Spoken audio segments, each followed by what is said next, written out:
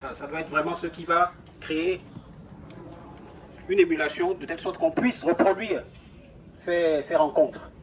Et si nous respectons bien l'ordre et la bienséance dans la suite, pour la suite de la journée, on devrait pouvoir faire ce que nous voulons accomplir par la grâce de Dieu. Alors, j'attends que les dernières personnes debout puissent s'asseoir. Et on essaie de faire en sorte qu'il n'y ait pas de siège vide. Voilà, là par exemple, il y a de la place. Pourquoi pas certaines personnes ici. Il ne faudrait pas qu'il y ait des personnes isolées. Il faut absolument essayer de se regrouper.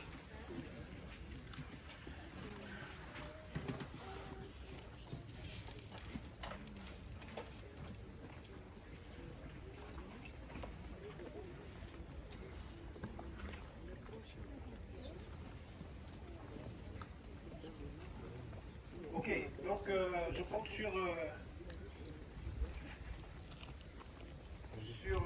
la contribution de tous pour vraiment le genre de dynamisme alors que nous allons commencer. N'oublions pas que Dieu est un Dieu d'ordre.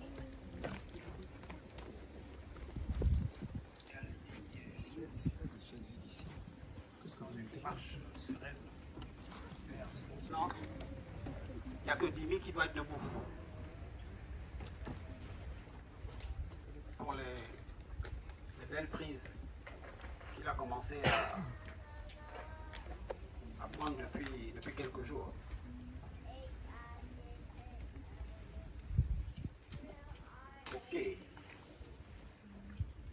Ok, alors, je cherchais Franck. Alors, je vais donner à Franck le porte-voix pour le micro, pour un mot de prière.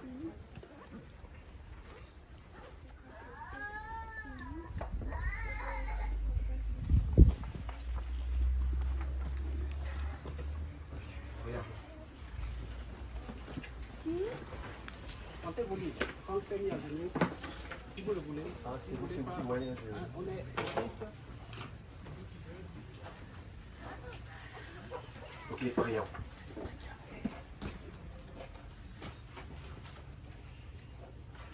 Éternel Dieu, Dieu Tout-Puissant, Dieu d'Abraham, Dieu et Père de notre Seigneur Jésus-Christ que tu as ressuscité d'entre les morts. Nous te sommes infiniment reconnaissants de la grâce que tu nous fais aujourd'hui d'être vivants et d'avoir eu la capacité, la force de nous joindre en ce lieu que tu avais préparé afin que ceux qui te cherchent, éternel Dieu, communient autour du nom de ton Fils et de l'évangile de ton Fils. Dieu Tout-Puissant, toi qui prends plaisir à la miséricorde, encore aujourd'hui comme hier, distille à travers ta puissance, éternel Dieu, ce qui va délivrer, purifier, sanctifier, affermir, châtier, mais surtout donner la parole de la persévérance pour le retour de notre Seigneur Jésus-Christ. C'est pourquoi nous te demandons pardon si nous t'avons offensé en quoi que ce soit, éternel Dieu. Conduis cette journée et ce moment pour que tout soit fait pour ta gloire et que, éternel Dieu, au sortir d'ici, nous avions une meilleure connaissance de ce que nous ne connaissions pas et que tu montres l'état de nos cœurs pour que nous soyons parfaits comme ton Fils. Merci Seigneur pour tous tes bienfaits que nous ne méritons pas et que toute la gloire te vienne par les inspirations que tu vas donner aux uns et aux autres, par l'ouverture des yeux que tu vas communiquer et par la guérison que tu vas donner aux âmes qui seraient affligées ou malades. Merci Seigneur. C'est au nom de Jésus-Christ ton Fils que nous t'avons ainsi prié. Amen. Amen. Amen.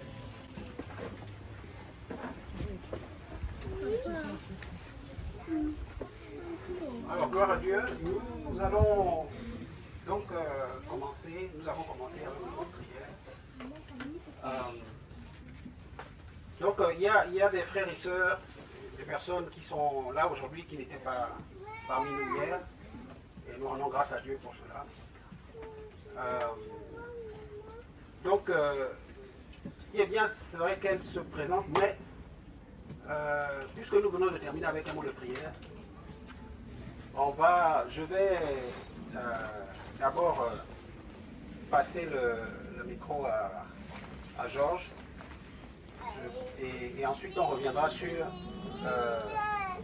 les frères et sœurs qui nous ont rejoints aujourd'hui. Nous ne sommes pas dans un... vous avez compris que la configuration n'est pas celle d'une journée d'assemblée ou d'église de maison avec tous les principes. Là, nous sommes ici pour bien nous apprendre à nous connaître et comment vivre ensemble, comment vivre notre marche en Christ ensemble et comment manifester voilà, cet amour-là que chacun veut manifester. Il y en a qui sont loin, qui sont seuls, qui sont à Nantes, qui sont à Lyon, mais qui puissent savoir que la famille est grande, le corps de Christ est grand et que voilà, nous avons à côté, peut-être juste à côté, ou peut-être loin, des frères et des sœurs. Certains d'entre nous nous sommes déjà vus sur Zoom, mais nous avons cette grâce-là aujourd'hui de pouvoir voilà, passer ces moments-là ensemble. Donc je vais rapidement passer le micro à notre frère Georges pour un certain moment, selon que Dieu conduira. Voilà. Si c'est pour toute la journée, bon, les témoignages vont attendre. Mais je crois que Dieu permettra. Merci Claude. Je rends grâce à Dieu pour le grand cœur de ce frère. Quel frère merveilleux qui a au début mis sur son dos avec quelques autres frères l'organisation de cette rencontre. Nous devons honorer de tels hommes et nous rendons grâce à Dieu pour de tels hommes. Merci Claude pour tout, pour l'organisation. Alors mes frères de ça, je vois qu'on est crispés là. J'aimerais qu'on se mette debout, moi je suis chaud 24 heures sur 24 heures. J'aimerais vous communiquer un peu de ma chaleur. Nous avons chanté, on fait trop timide, on est par un deuil. C'est Jésus, le Seigneur. Il est sorti du tombeau, il est Seigneur. Le péché a fléchi, la sainteté règne, car Jésus est Seigneur. oui Jésus, Jésus-Christ est Seigneur, Amen. Il est sorti du tombeau, il est Seigneur. Le péché a pris, la sainteté va régner, car Jésus est Seigneur. allez Jésus-Christ, le Fils de Dieu, est Seigneur, Amen. Il est sorti du tombeau, il est Seigneur. Les sorciers vont partir, la délivrance va s'installer, car Jésus est Seigneur. oui Jésus-Christ est Seigneur, Amen. Il est sorti du tombeau, il est Seigneur. La maladie va partir, l'existence va aller, car Jésus est Seigneur. Jésus-Christ est Seigneur, Amen. Il est sorti du tombeau, il est Seigneur. Et péché a fui, tout confessera que Jésus est Seigneur. Jésus-Christ est Seigneur. Il est sorti du tombeau, il est Seigneur. La timidité va sortir, le courage va régner, car Jésus est Seigneur. Jésus-Christ est Seigneur, Amen. Il est sorti du tombeau, Seigneur. Nous fléchira, toute langue confessera que Jésus est.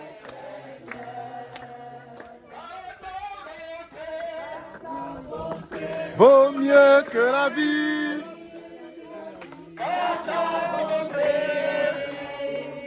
Vaut mieux que la vie. Mes lèvres célèbre tes louanges, car ta bonté vaut mieux que la vie. Car ta bonté vaut mieux que la vie. Car ta bonté vaut mieux que la vie. Mes lèvres célèbrent tes louanges, car ta bonté vaut mieux que la vie. J'élèverai mes mains en ton nom. J'élèverai mes mains en ton nom. Et je leur dirai toute ma vie, car ta bonté vaut mieux que la vie.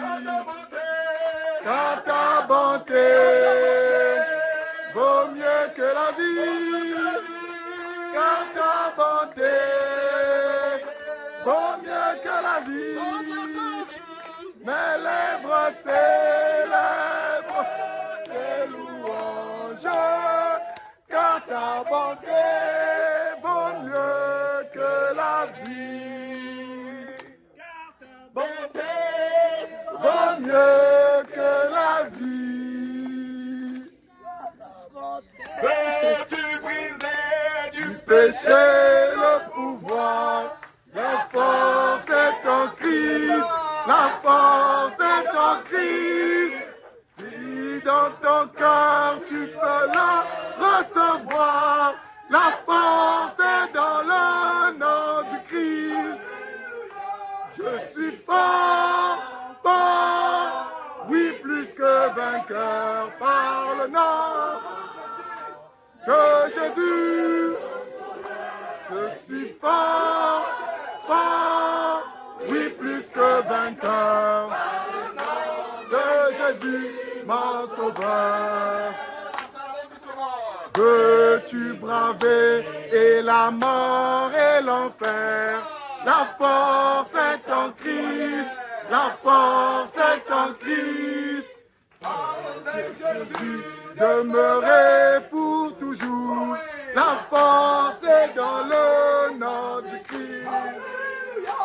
Je suis fort, fort, oui plus que vainqueur par le nom, par le sang de Jésus.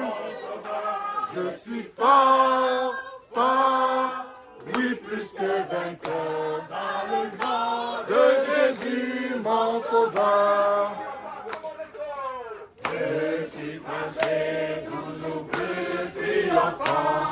La force est en Christ, la force est en Christ. Avec Jésus demeurer pour toujours. La force est dans le nom du Christ. Alléluia. Je suis fort, fort, oui plus que vainqueur par le nom de Jésus. Je suis fort, fort, oui plus que vainqueur par le nom de Jésus, mon sauveur.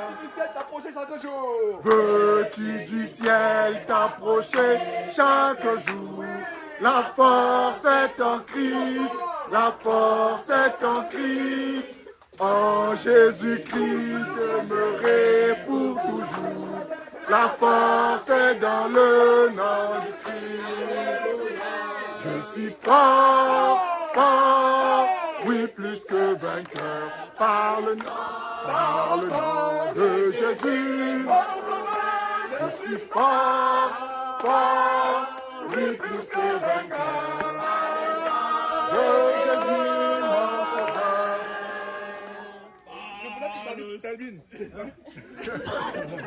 All right. Voilà. S'il vous plaît, asseyons-nous. Voilà. Un peu chauffer, enlever un peu la timidité du cœur. Ce n'est pas un esprit de timidité que Dieu nous a donné. Un esprit de force. Je rends grâce à Dieu pour vous toutes et vous tous qui êtes ici, quel moment merveilleux nous avons passé depuis une semaine que je suis en France. Pas de repos, je ne sais même pas si j'ai dormi 2 heures par jour, mais plus je manque de sommeil, plus l'Éternel fortifie. Ah, merci Jean-François, c'est merveilleux. Merveilleux, merci. Merci. Donc, c'est vraiment une joie, c'est une grâce d'être ici. La première fois que j'étais en France, c'était en 2004, c'était pour les raisons de travail. 10 ans après, je suis revenu. En 2014, nous étions à Champigny-sur-Marne, petite église qui a eu des problèmes. Et je rends grâce à Dieu de ce que c'est presque 50% de la présence ici. Je rends grâce à Dieu.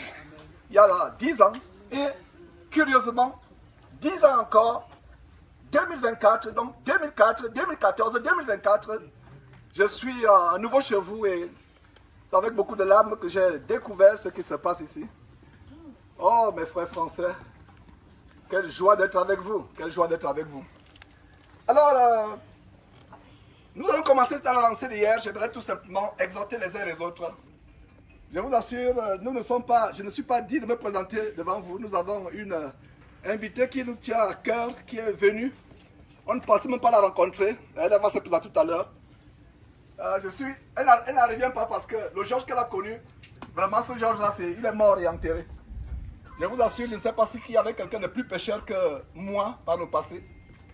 Et je ne me présente pas comme la plupart de ces abominables pasteurs vampires, dimorphes, enfants de malédiction que je dénonce avec hargne. Ils ne vous diront jamais leur péché. Je ne vous ai jamais caché ma vie, je ne vous ai jamais caché que je ne suis même pas digne de tenir le micro devant vous. Je me rappelle cet enfant témoin de Jéhovah que j'avais au Gabon du feu de mariage. Jean-François, quand on fait le mariage, c'est raclé. Non, j'avais fait le mariage, j'avais raclé le petit enfant parce qu'il me donnait les brochures des témoins de Jéhovah. Bon, c'est une secte, mais quand même, je m'étais mal comporté. Un enfant de 10 ans, donc j'étais violent, je ne voulais même pas entendre parler de ce qui est véritablement Dieu. Et aujourd'hui, maintenant ici, chantant avec vous, c'est une grande joie. Pour vous qui êtes nouveaux, pour vous qui êtes encore dans les filets du péché, la fraude, le faux, l'adultère, ne vous culpabilisez pas. Vous n'avez pas des anges en face de vous. Tous ces frères qui sont autour de vous, c'est les gens que Dieu a délivrés du péché. Vous voyez par exemple là, quand vous voyez, je rends grâce à Dieu, voilà les t-shirts que nous avons conçus pour l'équipe, ceux qui sont portés volontaires. Je dis encore pour vous qui êtes nouveaux, il y a des gens qui me disent, Georges, pourquoi tout le monde n'a pas ces t-shirts? Est-ce que je peux en avoir? Je dis, frère, c'est pour les gens qui sont portés. J'ai dit, qui est volontaire pour organiser? J'ai eu 2, 3 jours après, j'ai encore eu 1. Les jours suivants, j'ai eu peut-être une vingtaine. Il y avait les femmes et il y avait une dizaine ou 12 frères. Donc, j'ai fait les t-shirts pour les 12 frères. J'aurais bien voulu que tous les autres aient ces t-shirts, mais c'était pour ceux qui se sont promptement déclarés volontaires. Donc, je leur ai fait une surprise. Je ne leur ai pas dit qu'il y aura des t-shirts. Et j'imagine que la prochaine fois qu'on va dire qui est volontaire, tous les frères vont lever la main pour dire qu'ils sont volontaires. Voilà, donc regardez un peu ce qui est écrit. Jésus a changé ma vie. Et ça a été design. Quand j'étais encore aux États-Unis, je suis allé sur un site français. On a design et ça a été livré ici. Et le message qui est venu dans mon cœur, c'est nous devons prêcher un message d'amour. Vous savez comment je condamne. Il y a des gens qui disent, toi tu penses être le seul saint, tu condamnes, tu condamnes. Mais aujourd'hui, vous allez voir un autre Georges. Celui qui a été délivré du péché. Il a la passion pour que tout le monde aussi soit délivré du péché. Donc, Jésus a changé ma vie. Demande-moi comment. C'est le secret. Alors, aujourd'hui, je vais évoquer quelques sujets avec vous. Ma prière, c'est qu'on ne rentre pas comme on est venu. Ma prière, c'est qu'il y ait une graine qui est sémée dans votre cœur, afin que cette graine puisse germer. Germer. Je pourrais peut-être intervenir de temps en temps, mais j'ai à cœur d'exhorter les uns et les autres. Jean-François a fait un enseignement merveilleux hier sur les signes de la fin des temps. Et j'ai témoigné pour ceux qui n'étaient pas là que Jean-François, 3 semaines avant de venir en France, on a conversé et je me suis dit, il faudrait que Jean-François intervienne, enseigne. J'aimerais le lui proposer. Je ne l'ai pas proposé. Je ne l'ai pas proposé. Et hier, quand il a pris la parole, je me suis dit, Seigneur Dieu, si c'est ta volonté qu'il enseigne ainsi, qu'il va enseigner. Et hier, il s'est levé et il a enseigné exactement ce que je voulais lui proposer d'enseigner. Et la vidéo en cours de téléchargement, dans 1 à 2 heures, sera publiée sur YouTube. On a commencé à publier quelques vidéos. Donc, ma prière, c'est que vous quittiez ici étant de nouvelles créatures transformées. Je vous assure que le problème numéro 1 de l'homme, c'est le péché. J'ai connu le péché à un très haut niveau. J'ai connu le péché, il y a des témoins. Je suis content qu'Adas soit là. Elle m'a connu. Et on s'est connu comment? Dans le contexte de l'amour du monde, la Libreville, le péché, les mauvaises compagnies, les boîtes de nuit tous les jours, les bars à prostituées, les bars à des gens de mauvaise vie, l'orgueil, la vantardise, l'amour du monde, l'amour de l'argent, l'escroquerie, la fraude. Je travaillais dans la justice. À l'époque, un client vient me voir pour une affaire qui coûte par exemple 1000 euros, je lui facture 5 000 euros. Oh, si je pouvais rembourser cet argent. Si je pouvais rembourser cet argent, que Dieu me fasse grâce de pouvoir même rembourser cet argent, même s'il faut que je vende mes sous-vêtements jusqu'au dernier sous-vêtement pour que je rembourse cet argent, ça me fait mal. Donc voilà l'homme que j'étais. J'étais dans le mensonge, la fraude, le faux, à un niveau terrible. Je vous assure qu'il n'y a pas plus faux que Camerounais. Camerounais, détendez-vous. Témoigne pour moi, je ne sais pas qu'en est-il de vous, mais c'est mon expérience. Hein? Peut-être vous avez dit, mais qu'en est-il des Nigérians? Mais il n'y a pas plus faux que Camerounais. C'est pour ça qu'il dit souvent à ces faux pasteurs, à Ivan Castanou et autres, vous ne connaissez pas l'escroquerie. Si je voulais faire ce ministère pour escroquer, c'est-à-dire que Castanou fermerait, Dynastie fermerait parce que le Camerounais s'est escroqué. Alors j'ai pris la résolution, quand Dieu m'a touché, j'ai perdu ma vie dans cette accident de circulation, je le rappelle ici, parce que ce qui s'est passé, pour ceux qui ne connaissent pas, ne partez pas sans ce témoignage, parce que les gens qui ont été invités, peut-être qu'ils ne partiront pas avec ce témoignage. Pourquoi je suis ici aujourd'hui? 2004, je dis à mon épouse conforte, le Gabon là c'est dur, il va mettre la pression pour aller à la franc-maçonnerie. Je ne voulais pas aller à la franc-maçonnerie. Vous savez, au Gabon, pour vous élever, il faut être franc-maçon. Et j'étais avocat d'une femme qui s'appelait Marie de Sebe, c'était l'avocate du gouvernement gabonais. Vous voyez le pouvoir, vous êtes dans un cabinet d'avocat où vous défendez le dossier de l'ancien roi du Gabon. Donc j'avais le pouvoir. Les colonels ne me faisaient pas peur, je pouvais même tutoyer le ministre. Parce qu'ils savaient que c'est moi qui défendais. Je suis dans le cabinet, parce que c'est moi qui individuellement, mais je suis dans le cabinet de celui qui défend le dossier du président. Donc regardez l'environnement dans lequel j'étais. Un environnement de beaucoup d'argent, de beaucoup de pouvoir, de trafic d'influence. Alors je lui ai dit, je sens la pression pour ceux qui sont du Gabon, pour ne pas vous élever. Parce que quand vous commencez à vous élever, vous avez une belle voiture, un bel environnement, une jolie maison. On va vous demander qui est votre parent. Ça veut dire que qui vous a initié à la franc-maçonnerie. Donc je sentais la pression. C'est pour ça que j'ai dit confort. Je n'ai même pas de la... C'est plus tard que je lui ai expliqué. Je suis arrivé aux États-Unis. Si j'entre en détail, on va faire 2 jours ici. Alors je voulais faire 45 minutes en plus. Alors, nous sommes venus aux États-Unis. Pour faire une histoire très courte, a été difficile, il y a eu des gros et des bas. Quand je regarde en arrière, je dis waouh! Ça c'était justement comme Abraham qui allait vers un lieu inconnu, ne sachant pas où il allait. Alors j'arrive aux États-Unis, en juillet. 6 mois plus tard, le 21 décembre 2004, à 5 h du matin, un camion a pris ma voiture, a projeté ma voiture. Je me suis retrouvé au bord d'un ravin. Enfin, j'étais mort. C'est après avoir expliqué ce qui s'est passé.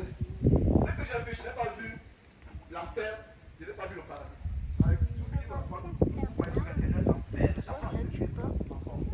mais là où j'étais conscient que je ne pouvais plus revenir sur terre.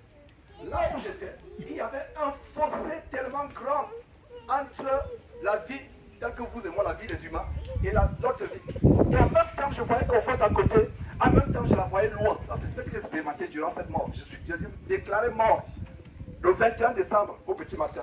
La police est venue, l'ambulance, c'est-à-dire qu'un embouteillage monstre. Donc, quand je suis revenu à la vie, j'étais en direction vers la morgue. Et imaginez-vous une ceinture de sécurité le mécanisme se développe. Et Dieu m'a ramené à la vie. J'ai passé, il y a tellement de détails, mais je vais survoler. Je suis mort, carrément mort. Le camion a projeté la petite voiture que j'avais. Je me suis trouvé dans un ravin. la voiture totalement bousillée. Le policier n'en revenait pas que quelqu'un peut sortir de là sans une égratignure.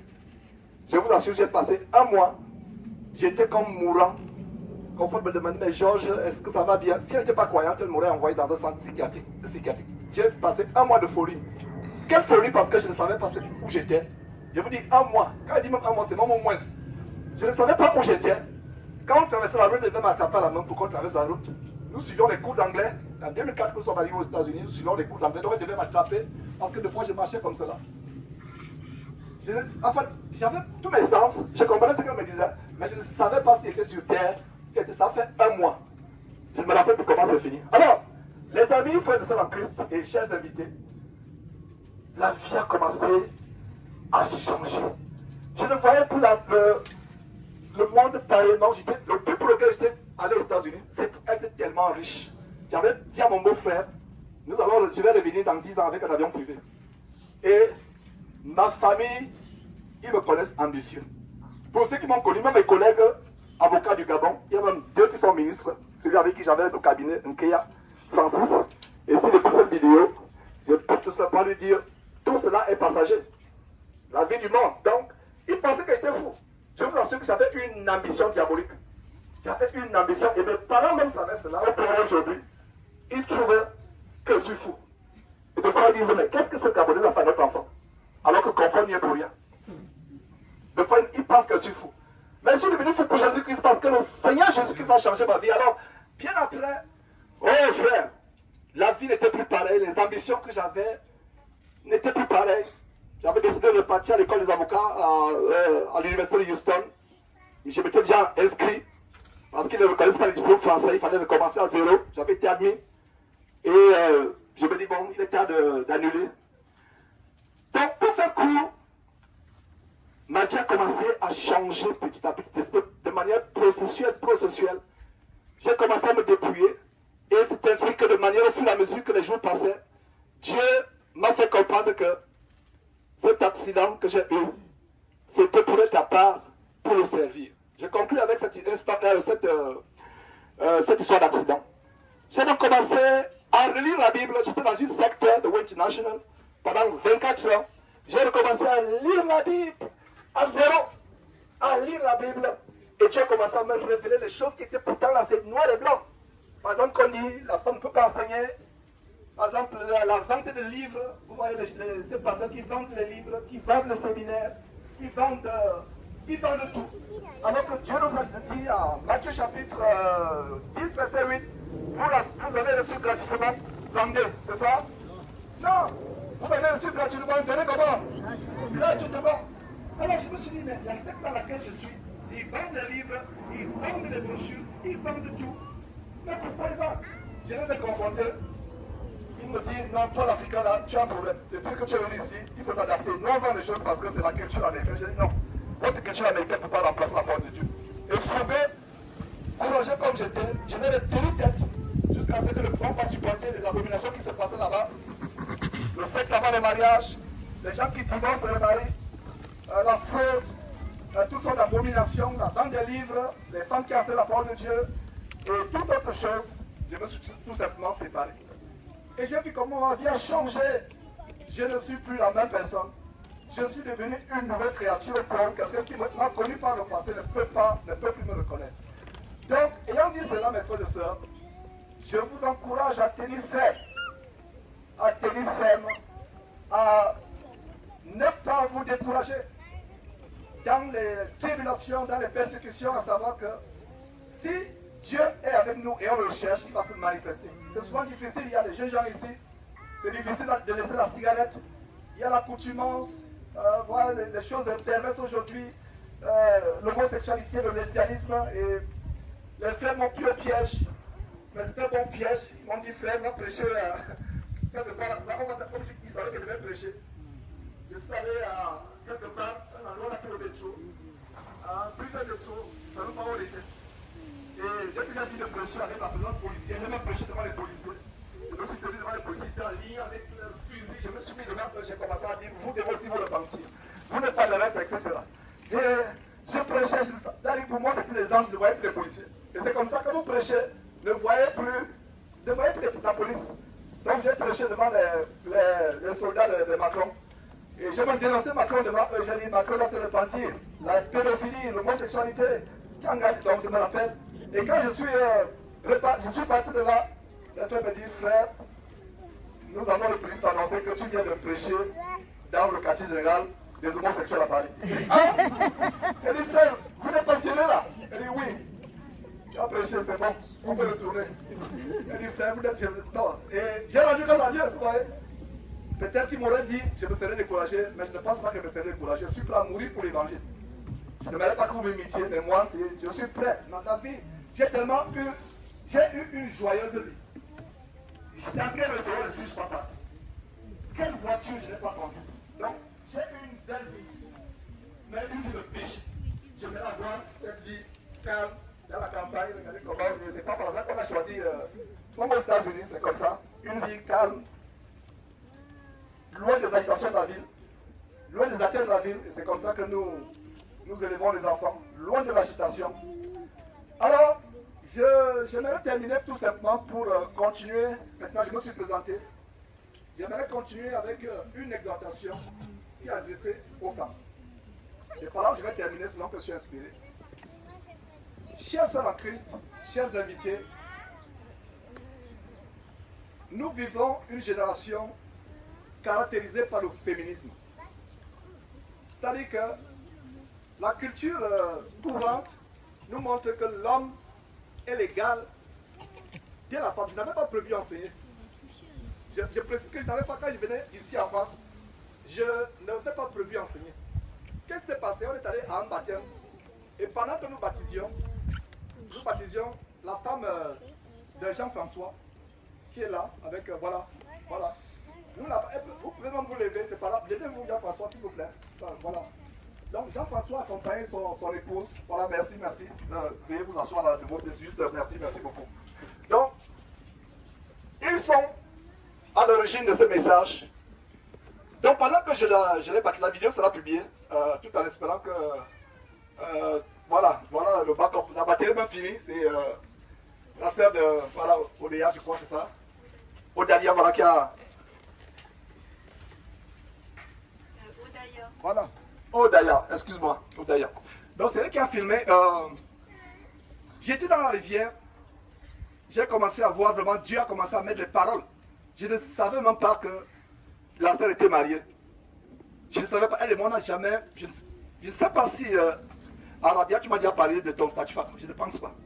Je ne savais même pas que tu étais mariée. J'ai même été surpris, oh, mon mari, ah tiens, on s'est rencontrés. Alors, au baptême, il y a comme un blocage.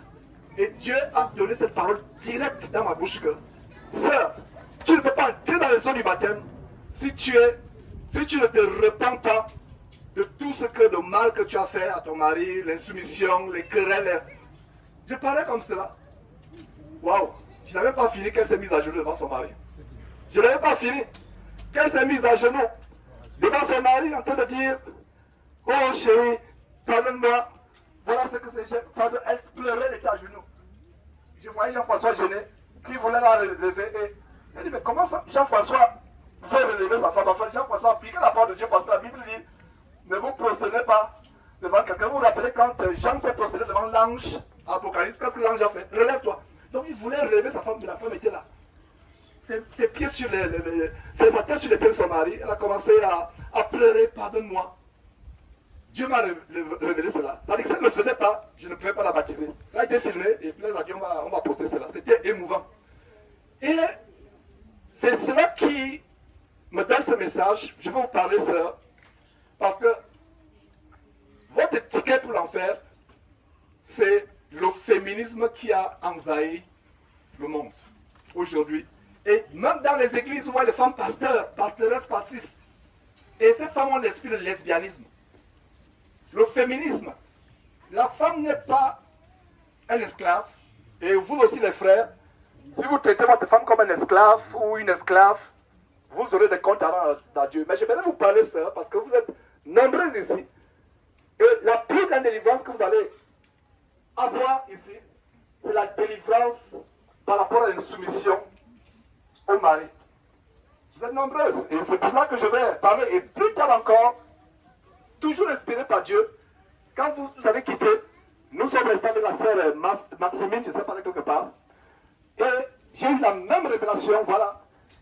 On lui a parlé et elle s'est mise à pleurer quand au fur et à mesure que Dieu sortait les paroles de ma bouche par rapport à son mari. Donc en une journée, on a eu 2 cas de révélation par rapport au problème de soumission.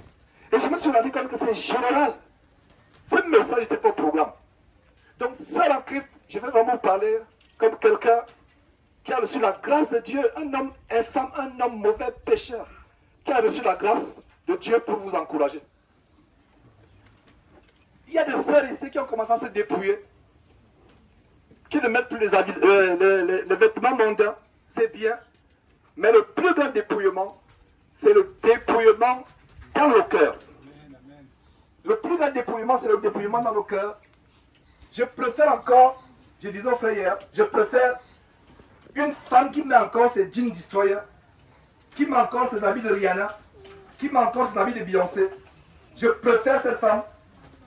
Elle met ses habits, mais il y a la pureté dans son cœur, qu'à une femme qui met les longues robes, qui se voit la tête, mais il y a la masculinité dans son cœur, il y a le manque d'autorité dans son cœur. Le message aujourd'hui, c'est ne commencez pas à vous dépouiller à l'extérieur alors que votre intérieur est impur. Il y a des femmes qui ont des longues robes, des longues jupes, c'est bien. Elles sont voilées. Et d'ailleurs, vous n'avez pas vous voiler 24 heures sur 24 heures, sauf si vous priez 24 heures sur 24 heures. Le voile, c'est uniquement quand vous priez. Beaucoup de gens ne savent pas cela. Mais il y a des femmes qui sont dépouillées, qui sont physiquement dépouillées, mais il y a encore dans le cœur cette souillure. Je vous assure que c'est en Christ. Quel est le problème numéro 1 qui amènera les sœurs à l'enfer? L'insoumission au mari. Il y a des jeunes filles ici, je suis content que vous appreniez cela étant petite. Il y a des sœurs qui me disent, oh, ma maman ne m'a pas appris ces choses. J'aurais bien voulu que ma maman m'apprenne comment être soumis à un homme. Et si vous avez un mari non-croyant, considérez qu'il est votre chef. Quelqu'un peut nous lire 1 Corinthiens chapitre 11, verset 3. À haute voix. Quelqu'un peut nous lire à haute voix 1 Corinthiens chapitre 11, voilà. À haute voix. 1 Corinthiens chapitre 11. 1 Corinthiens chapitre 11. Ouais. Voilà. C'est bon, c'est bon. Bien, tu vas. Ok. Ok, je lis 1 Corinthiens 11, verset 3. Je veux cependant que vous sachiez que Christ est le chef de tout homme, que l'homme est le chef de la femme et que Dieu est le chef de Christ. Amen. Voilà. Je veux que vous sachiez, de ma part, tu vas lire plusieurs autres versets, s'il te plaît. Je veux que vous sachiez que Christ, Dieu est le chef de l'homme. Dieu est le chef de Christ, pardon. La hiérarchie.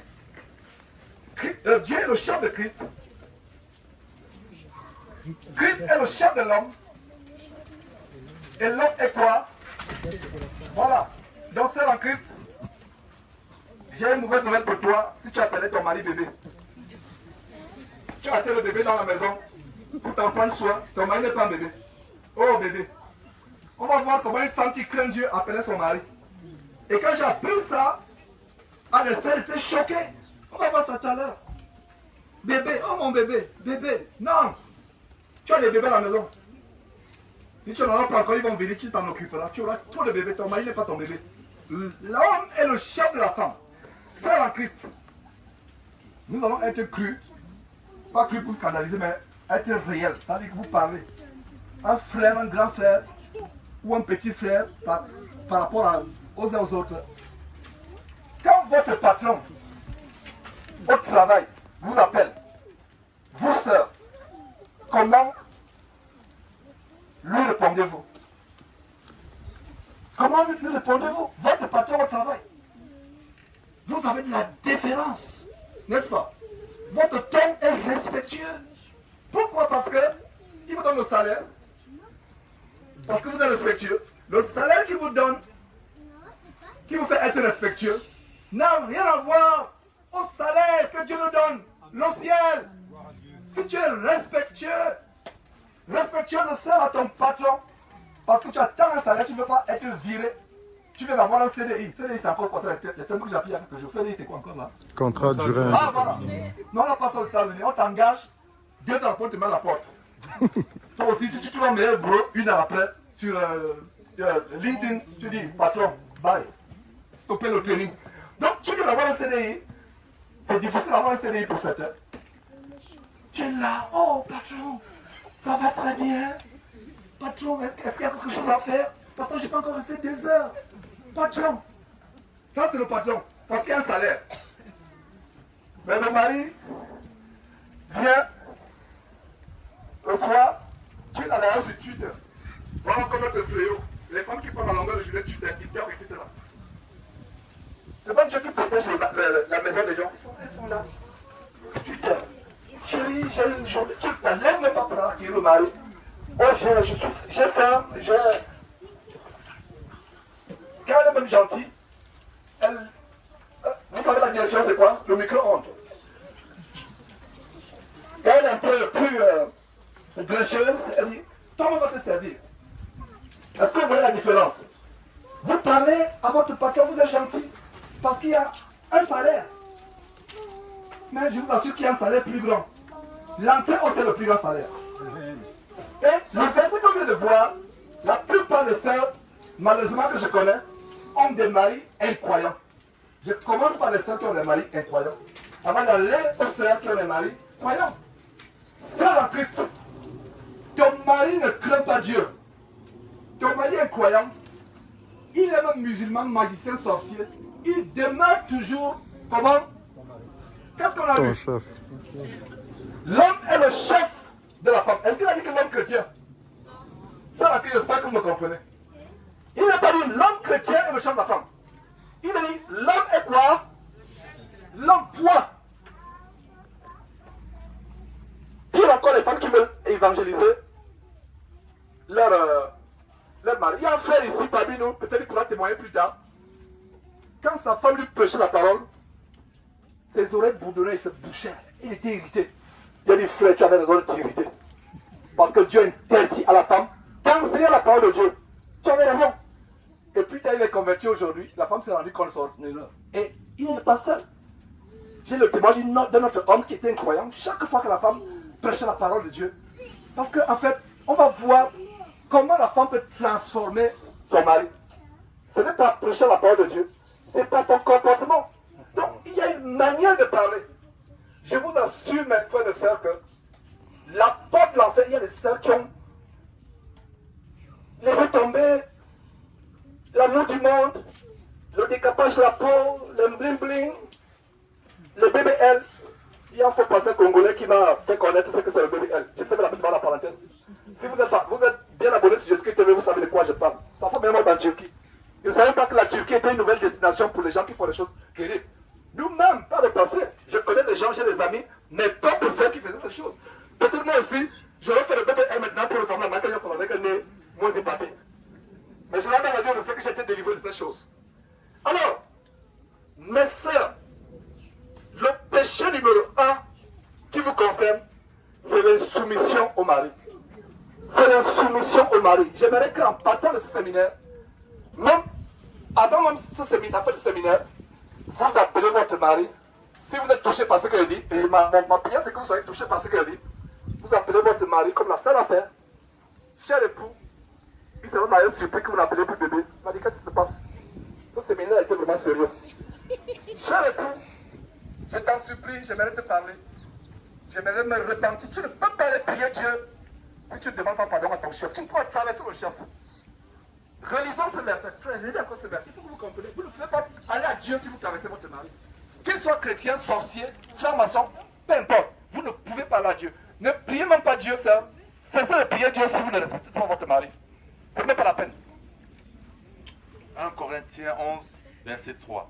Je veux cependant que vous sachiez que Christ est le chef de tout homme. Et que l'homme est le chef de la femme. Voilà, merci.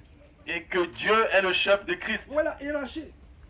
Ça veut dire quoi? Notez très bien ça en qui cette hiérarchie. Il y a qui d'abord? Dieu. Nous allons à Dieu par passant par qui? Vous comprenez là où je vais en venir? Je reprends. Nous allons à Dieu en passant par qui? Et la femme, tu vas à Jésus-Christ et Dieu en passant par qui? Applaudissez pour la parole de Dieu.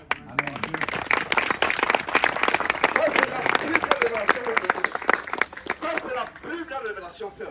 Rien que là, je peux m'arrêter, j'ai terminé. C'est une grande révélation. Je reprends. Nous allons à Dieu par qui? Par Jésus-Christ. Sœur en Christ. Tu vas à Jésus-Christ, à Dieu par qui? Ton époux. Arrange cette porte. Dieu vous accorde la délivrance. Je n'avais pas prévu. Je suis fatigué de prêcher. Je suis venu me reposer, observer la nature. C'est ça que je suis venu faire. Et je suis rassasié de la belle nature française. Je suis content d'avoir dénoncé Macron et autres parce qu'ils veulent détruire ce beau pays. Et il faut que frère, vous leviez pour prêcher la vérité. Ce n'est pas Marine Le Pen, c'est Marine, voilà. Ce n'est pas Macron qui va sauver le pays. C'est Jésus-Christ qui va sauver le pays. Il n'y a que lui, les bonnes mœurs, les valeurs. Alors, je reprends cette révélation. L'homme est le chef de la femme. Ça veut dire que Dieu est le chef de Christ. Ça veut dire que tu vas à Dieu par qui? Je reprends, nous tous on va à Dieu par qui? Jésus-Christ.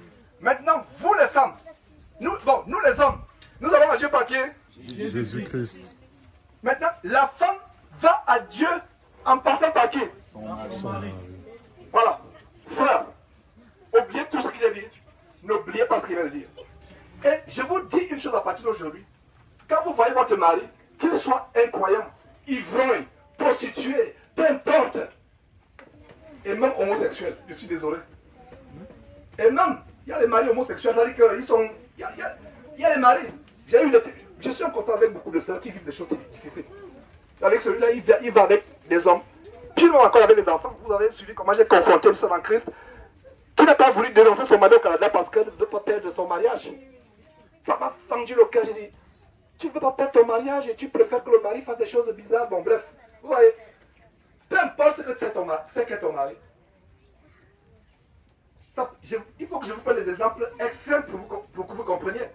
Tu ne peux pas traverser ton mari et aller directement à Jésus-Christ. Donc, à partir d'aujourd'hui, en tout temps séminaire, réglez votre comportement avec votre mari. Comment vous lui parlez? Quelle attitude? Il ne s'agit pas de craindre votre mari comme s'il était un monstre. Et je vais aussi parler un tout petit peu des frères. Parce qu'il y a un frère qui est venu au Canada. Nous les avons reçus avec sa femme. Confortablement, nous les avons reçus. Ils ont passé, je crois, 1 ou 2 semaines. Je ne sais pas exactement. La femme était autoritaire. On était scandalisés, les frères et sœurs de Houston et nous, on était scandalisés. Va changer la couche au bébé. Fais ceci, fais cela. Il était comme un valet. Un Canadien, originairement du Canada. Elle était émigrée depuis le Burkina Faso. Merveilleuse sœur. Cette sœur est une sœur, quand vous la voyez, vous allez dire que elle est déjà sur la voie du ciel. Merveilleuse. Elle est douce avec d'autres personnes. Mais nous avons constaté, il a fallu, c'est pour ça qu'on ne se connaît pas. Moi, je ne suis pas de ceux qui voient l'apparence. Dieu me fait grâce de voir ce que les autres ne voient pas. Parce que là, on est là, bien voilé. Déjà, avant la maison, dès qu'on est dans la voiture, le naturel est venu. Mais la clim, tu ne vois pas qu'il fait chaud aussi. Dis-moi déjà. Hein? Je vous assure que je vais vous dire une chose. Une femme qui est à côté de son mari qui conduit et qui reste tranquille tout le voyage, la femme est déjà sur la voie du ciel. La femme est sur la voie du ciel. Je ne vous dis pas de lever les mains, mais quelle est la femme qui conduit silence? C'est-à-dire que le mari, et si vous êtes comme moi, oh là là, je vous assure que je vais vous faire pécher 1 milliard de fois. Donc si vous avez une femme qui reste tranquille, parce que des fois, tu vas là-bas, tu vas à gauche, tu marques comme le stop si tu es pressé. La femme qui craint Dieu doit rester tranquille et prier Dieu que Dieu prenne le contrôle du volant. Dans le cœur, dit Seigneur, mon mari, je ne sais pas quel problème il a. S'il te plaît, prends le contrôle du volant. Voilà. Mais je t'avais pourtant dit d'aller à gauche, je t'avais dit d'aller à droite. Non, Il y a une manière de parler au mari. Il y a une manière de parler au mari avec beaucoup de douceur. Donc il y a du travail à faire, la repentance. Prenez le téléphone pour ce soir arrivé, demandez pardon à votre mari et prenez la résolution de vous comporter comme on va dire tout à l'heure. Donc je reviens avec le Canada pour être logique dans les idées. Le couple est venu, c'est un couple qu'on connaissait, un merveilleux couple. La sœur, une merveilleuse sœur qui s'est dépouillée extérieurement, mais elle avait ce problème-là. On était choqués. Il faut changer la couche à l'enfant. Elle dit même balance l'enfant avec la sueur, l'enfant s'est souillé. Elle balance. On était choqués. Fais ceci. Après, une semaine, elle était naturelle à la maison et elle faisait des choses qui nous scandalisaient. Elle grondait carrément son mari. J'ai pris un frère, je crois qu'il me rappelle bien, sur terre où j'étais seul. Je crois que j'étais avec des frères, on a fait asseoir, on a dit sœur, nous devons parler sur la vérité. Nous avons passé le temps ici. Voilà ce que nous avons observé. Ta manière de parler à ton mari est quelque chose d'abominable. C'est le mot que j'avais utilisé, abominable. Je vais vous choquer. Une femme qui manque de respect à son mari, vous savez comment Dieu la voit? Dieu la voit comme un homme qui va avec un homme, une femme qui va avec une femme. C'est à ce point-là. Et Dieu me l'a révélé. C'est tellement grave. Ayez peur même d'ouvrir la bouche devant votre mari. Pire encore, le mari est à ABC, vous avez dépassé les lettres qui sont après Z. Au cas où elles existeraient. Vous trouvez même de nouvelles lettres. Ouais, restez tranquille. Cher époux, as-tu terminé? Est-ce que je peux prendre la parole? Laisse-le parler. Laisse-le s'enflammer. Pire encore, il y a les hommes qui battent leurs femmes. Il y a les hommes qui battent leurs femmes, pire. Et frère, si tu tapes ta femme, et tu es présent ici, tu es sur la route de l'enfer. Je vais donner quelques conseils aux frères. Comment vous comportez avec les femmes. Comportez. Avant de te convertir, au Gabon, Confort n'avait pas de parole. Je témoigne, elle n'avait pas de parole. Je l'ai épousée, elle était très jeune. On a les cas de 12 ans, je l'ai rencontrée, elle avait 22 ou 23 ans. Donc pour moi, c'était un enfant. J'étais quelqu'un qui a connu le pouvoir étant jeune. J'ai travaillé avec les grands. Donc quand Confort voulait me dire quelque chose, elle dit, mon enfant, tu n'as rien à me dire. Voilà comment je témoigne. C'est pas un saint qui est devant vous. Enfin, un saint, c'est pas quelqu'un, je vais corriger, c'est quelqu'un que Dieu a sanctifié. Mais je n'étais pas celui que je l'avais. Donc je ne viens pas pour jouer les saints. Moi-même, je parlais mal à Confort. Je ne voulais pas son avis. Je pensais que je connaissais. Mais je me suis rendu compte que ses avis, et il m'a dit, je vais partir, je vais revenir sur les frères. J'ai constaté qu'à 95%, Confort avait toujours raison. Malgré sa voix tous locale. J'étais orgueilleux. Et ça, c'est avant l'accident dont je vous ai parlé. Pour moi, en fait, je devais la former. À tout, à la vie, à l'école. Elle ne parlait pas. Waouh! Je sors de loin. Dieu m'a changé. À supposer que maintenant, vous prêchez la parole, mais à la maison, je gronde Confort. Je lui manque de respect. Ça veut dire que ce que je vous enseigne, je suis le plus grand hypocrite qui soit. Oui, nous devons tout faire pour être transformés par la parole. Alors, qu'est-ce qui s'est passé? Le danger aussi, c'est cela. C'est le suivant. Nous avons parlé à la sœur. Et sœur du Canada, je te salue au nom de Jésus-Christ. Tu vas un peu sourire en écoutant ce témoignage. Et puis tes larmes soient essuyées au nom de Jésus-Christ. Vous allez voir le danger. Nous lui avons parlé. Elle s'est mise à pleurer. Elle a fait exactement comme Arambia. On était réunis là à Houston. On était au living room. C'est qui aux États-Unis le salon. Et elle a commencé à pleurer. Vraiment, je ne me rends pas compte. Et son enfance, comment elle a été élevée, comment elle a grandi. Elle a commencé à confesser. Elle s'est vraiment, je ne sais pas si c'est très prosternée, mais elle avait le cœur brisé. Elle a demandé pardon à son mari. Elle a pleuré. Il fallait que les autres voient comment. Je ne réalisais même pas à quel point que je me comportais. Elle s'est repentie. Elle a demandé pardon.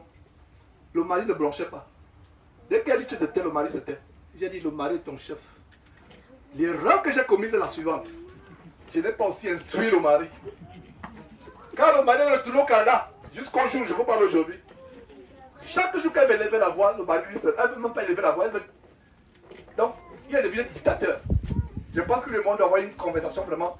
Jusqu'aujourd'hui, moi, monsieur, Georges a dit que tu as de tes dons. Voilà. Comme si c'est moi, Georges, maintenant qui est son Seigneur.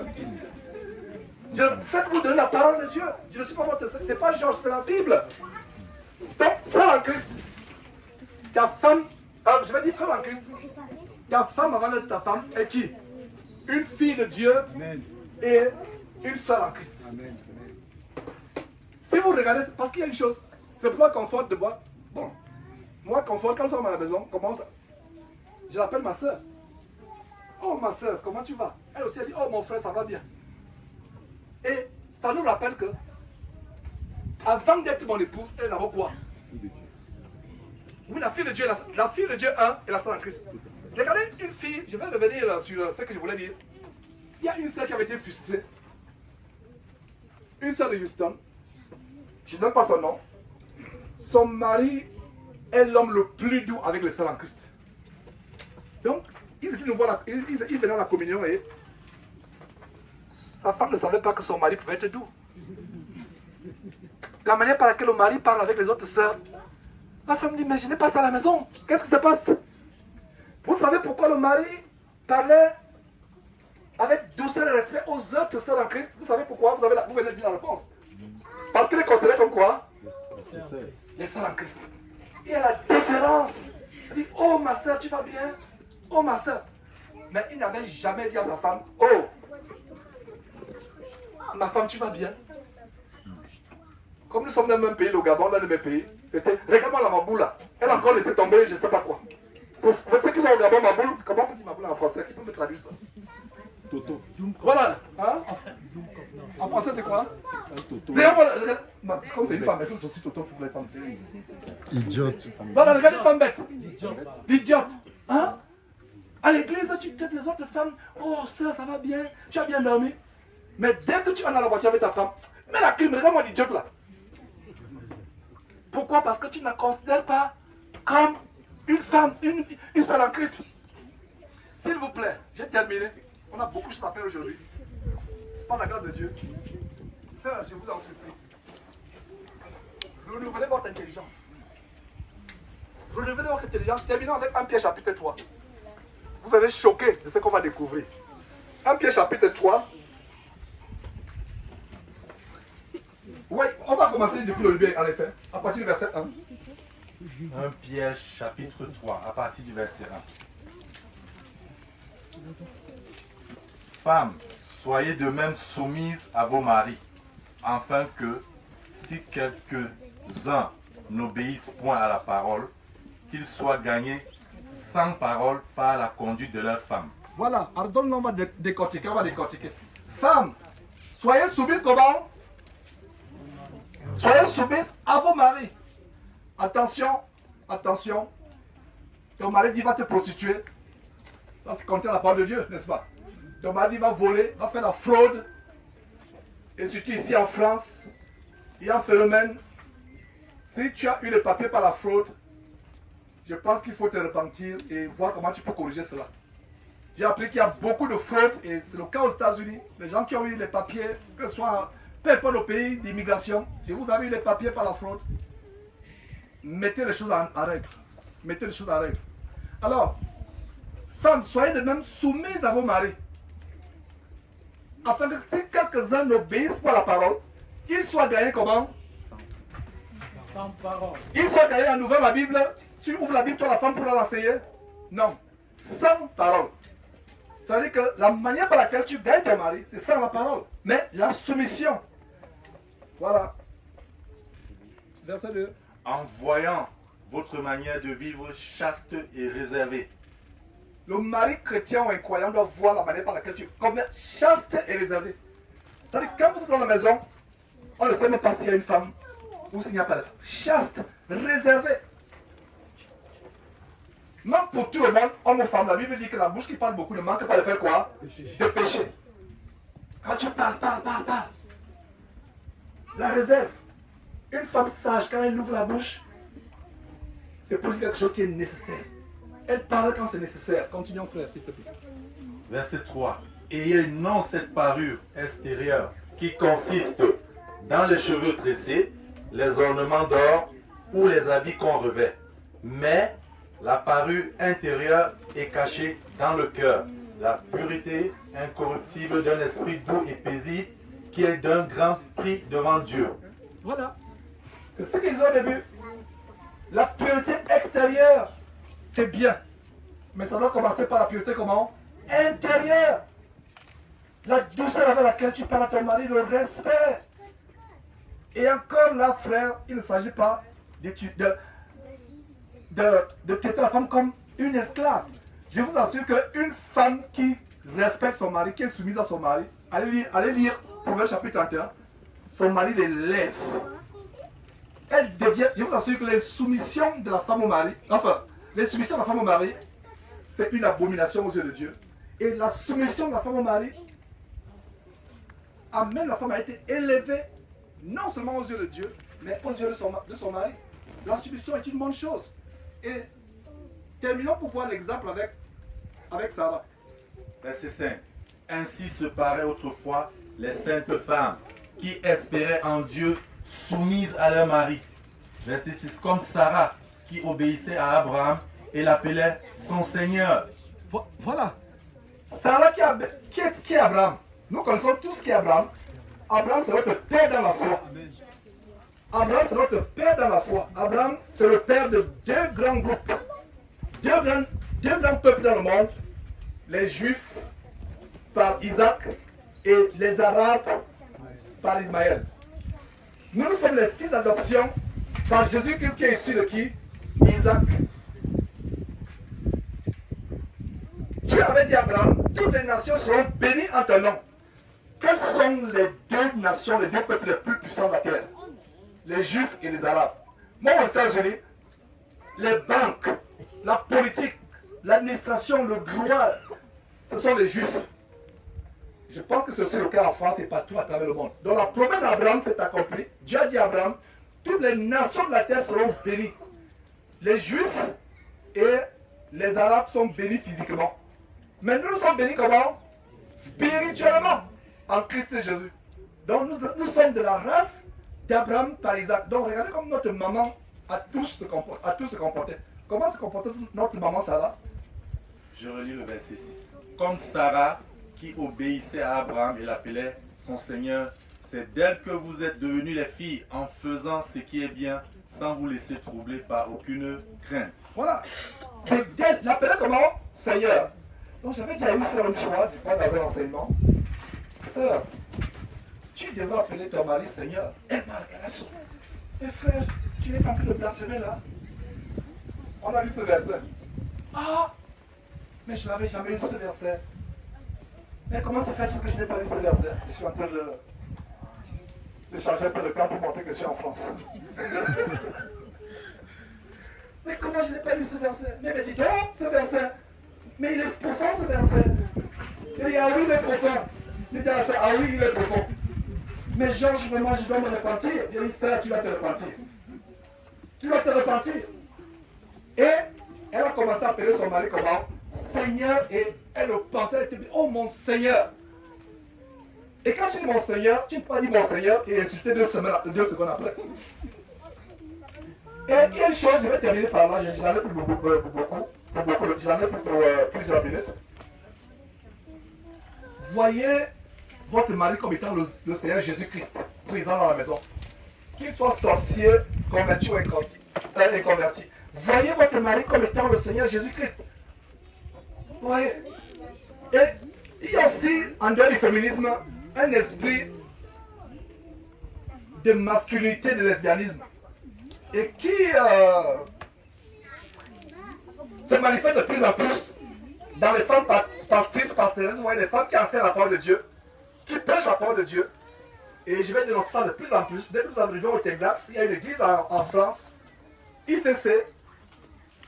Ils sont en train d'introduire petit à petit le lesbianisme et l'homosexualité.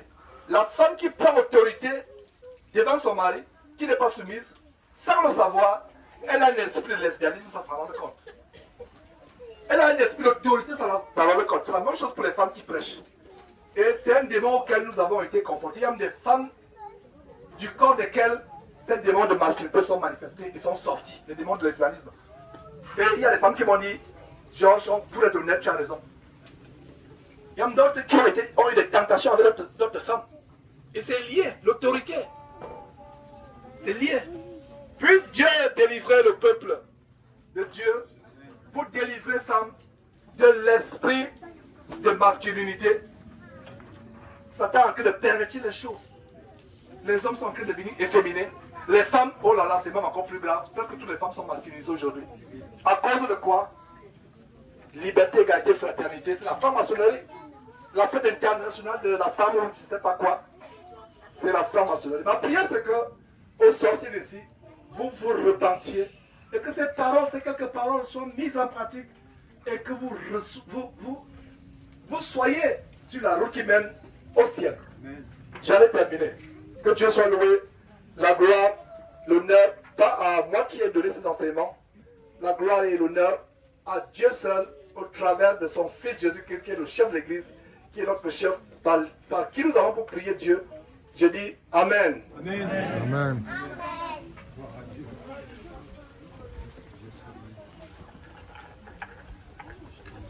Amen. Nous rendons grâce à Dieu pour cette exhortation.